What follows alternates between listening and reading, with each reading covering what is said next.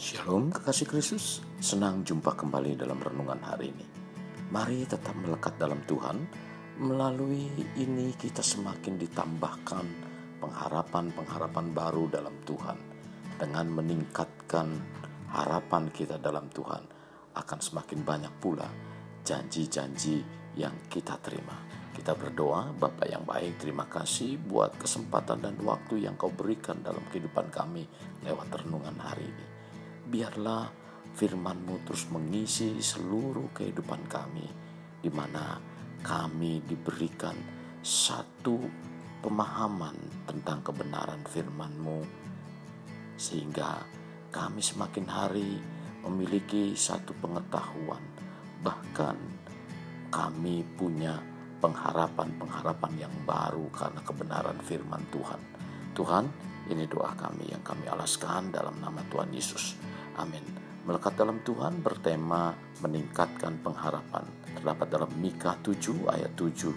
Demikian firman Tuhan. Tetapi aku ini akan menunggu-nunggu Tuhan, akan mengharapkan Allah yang menyelamatkan aku. Allahku akan mendengarkan aku. Orang yang menaruh pengharapan kepada Tuhan adalah orang yang dapat melihat melalui mata iman. Orang yang menaruh pengharapan kepada Tuhan itu orang yang percaya bahwa dia akan melihat kebaikan Tuhan. Karena itulah kita perlu membangun pengharapan kita di dalam Tuhan. Mungkin kita akan bertanya, mengapa kita perlu membangun pengharapan kita? Karena pengharapan akan meningkatkan kemampuan kita. Kita ambil contoh kisah Daud mengalahkan Goliat, di mana Daud memberanikan diri bertindak karena memiliki pengharapan kepada Allah. Itulah sebabnya Daud berkata, "Engkau mendatangi aku dengan pedang dan tombak dan lembing, tetapi aku mendatangi engkau dengan nama Tuhan semesta alam." Tercatat dalam 1 Samuel 17 ayat 45.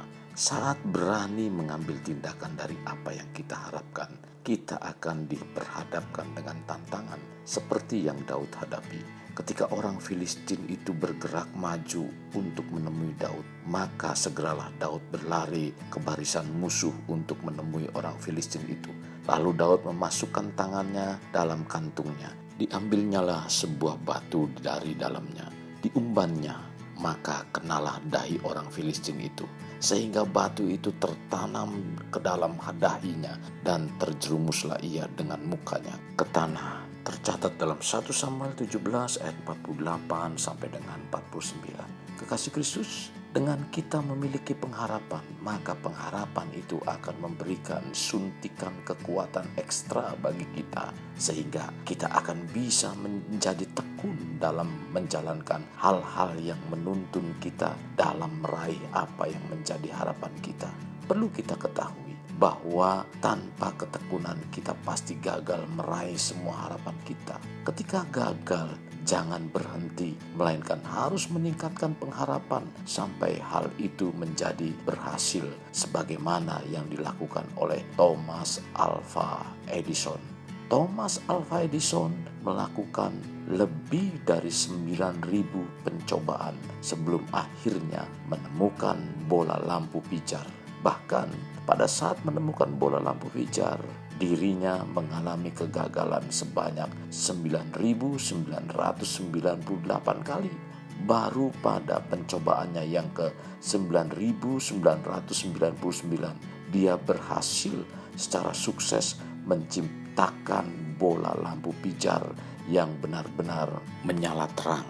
Orang yang berpengharapan selalu dapat melihat cahaya di tengah kegelapan. Dalam hidup ini tidak ada fasilitas yang membuat luput dari peluang untuk kita menjadi kecewa. Namun dari catatan firman ini, kita diberikan jaminan jika kita memiliki pengharapan. Maka pengharapan tersebut akan membebaskan kita dari peluang untuk kita menjadi kecewa. Seperti tercatat dalam Roma 5 ayat 5. Dan pengharapan tidak mengecewakan, karena kasih Allah telah dicurahkan dalam hati kita oleh Roh Kudus yang telah dikaruniakan kepada kita. Dan kita harus tahu, jika kita terperangkap dalam kekecewaan dan tidak segera keluar dari rasa kecewa tersebut, maka kita akan terseret dalam jurang kegagalan. Itulah sebabnya bila kita tidak ingin terperangkap dalam kekecewaan, maka solusinya adalah memiliki pengharapan. Pengharapan membuat kita meraih hal-hal besar. Pengharapan adalah fasilitas yang dapat kita gunakan untuk meraih hal-hal besar bagi hidup kita. Itulah sebabnya mari harapkanlah hal-hal besar. Karena Allah kita adalah Allah yang besar. Dialah yang akan menolong kita untuk meraih semua harapan kita. Tuhan rindu agar kita mengharapkan hal-hal besar dari Dia. Doa saya, semua harapan besar yang kita bangun di tahun ini, yaitu menjadi pribadi yang bermakna, akan menjadi kenyataan. Bila hidup kita saat ini penuh dengan masalah, teruslah berharap kepada Tuhan. Tidak ada masalah yang terlalu berat bagi Tuhan. Tuhan akan menjadi penolong bagi kita. Ingat, Tuhan tidak pernah membiarkan masalah melebihi kekuatan kita.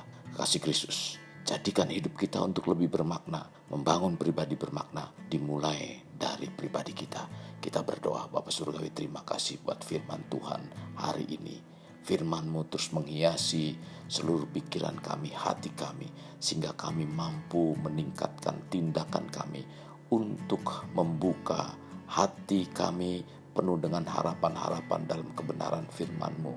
Sehingga harapan-harapan yang ada dalam kebenaran firman Tuhan itulah yang akan menjadi satu penggenapan dalam kehidupan kami. Karena kami percaya bahwa Tuhan yang kami sembah adalah Tuhan yang hidup, Tuhan yang pasti. Seperti apa yang dikatakan dalam kebenaran firman-Mu, bahwa firman-Mu tidak akan kembali dengan sia-sia. Terima kasih Tuhan Yesus, terima kasih. Ini doa kami, dalam nama Tuhan Yesus kami berdoa. Amin. Mari kita akhiri dengan mengendahkan kedua tangan kita.